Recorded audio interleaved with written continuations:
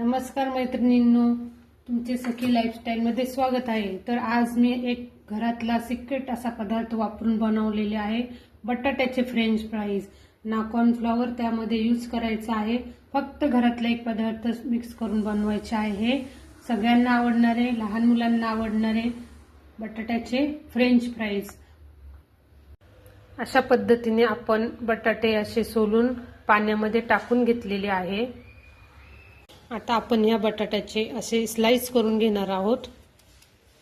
त्यासाठी मी मशीनचा वापर केलेला नाहीये, मी हातानेच असे कट करून घेणार आहे। अशा पद्धतीने आपण आता या बटाट्याच्या स्लाइस करून घेणार आहोत। यासाठी मी मशीनचा वापर केलेला नाहीये, तर यासाठी मी हातानेच याचे असे स्टिक्स बनवणार आहे।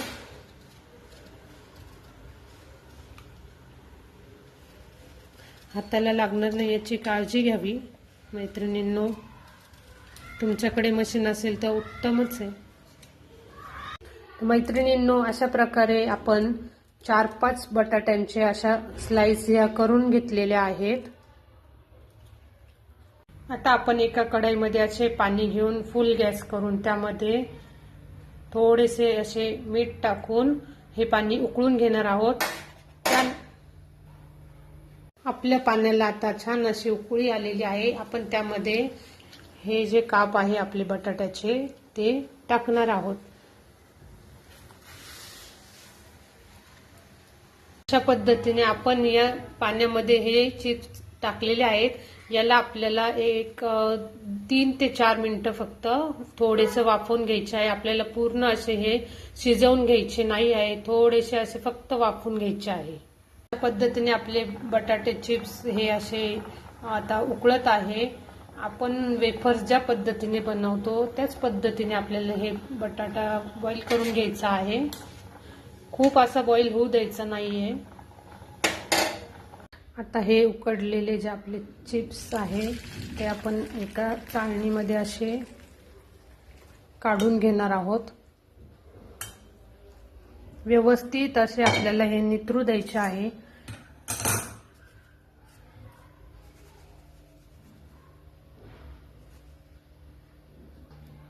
थोड्या वेळासाठी असेच हे नितरू द्यायचे आहे, थोडे थंड होऊ द्यायचे आहे, जेणेकरून आपल्या हाताला चटका बसणार नाही।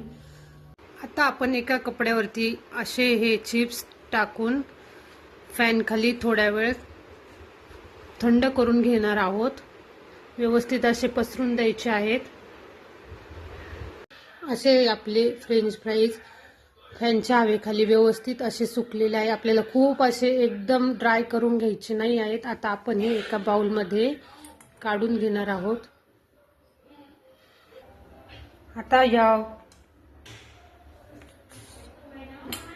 यामध्ये आपण ऍड करणार आहोत 1 चमचा तांदळाचे पीठ।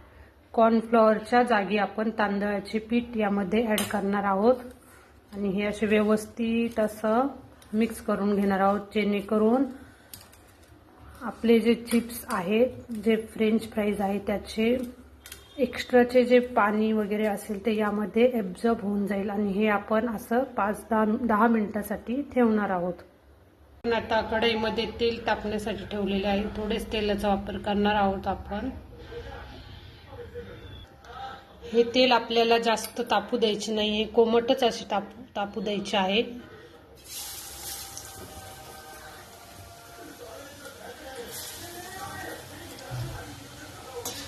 कोमट तेलातच आपण हे फ्रेंच फ्राईज असे व्यवस्थित, खूप आपल्याला फ्राय नाही करायचे, थोडेसेच फ्राय करायचे आहे।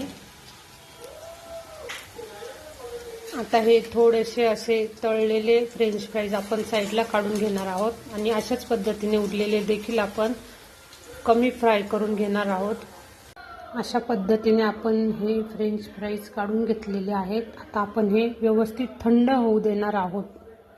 आपले फ्रेंच फ्राईज व्यवस्थित असे गार झालेले आहे। तुम्ही हे एका प्लास्टिकच्या एअरटाईट बॅगमध्ये पण प्रिझर्व करून फ्रीजमध्ये ठेवू शकता आणि लागेल तेव्हा तळून घेऊ शकता आहेत।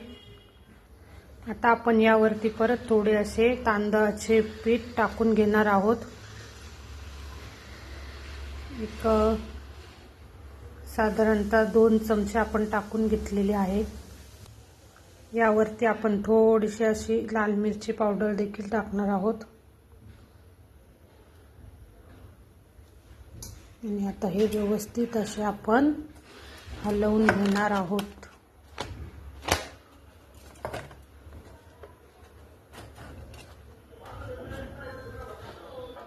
हाताने हलवण्यापेक्षा आपण असे वर खाली असे करून घेणार आहोत. हाताने हलवल्यास त्याचे तुकडे होण्याचे चान्सेस असतात.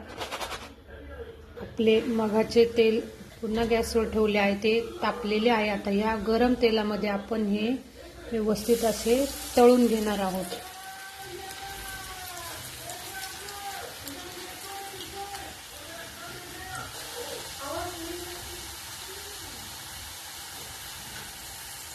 खूप असे हे हलवायचे नाहीये. खमंग असा वास सुटलेला आहे. कॉर्नफ्लॉवर नसेल तर आपण तांदळाच्या पिठाने देखील छान फ्रेंच फ्राईज करू शकतो आहेत मैत्रिणींनो. कॉर्नफ्लॉवरच टाकले पाहिजे असे काही नाही. घरात असलेल्या तांदळापासून पण, तांदळाच्या पिठापासून पण आपण भरपूर असे पदार्थ जिथे कॉर्नफ्लॉवर यूज होतो त्याऐवजी यूज करून करू शकतो.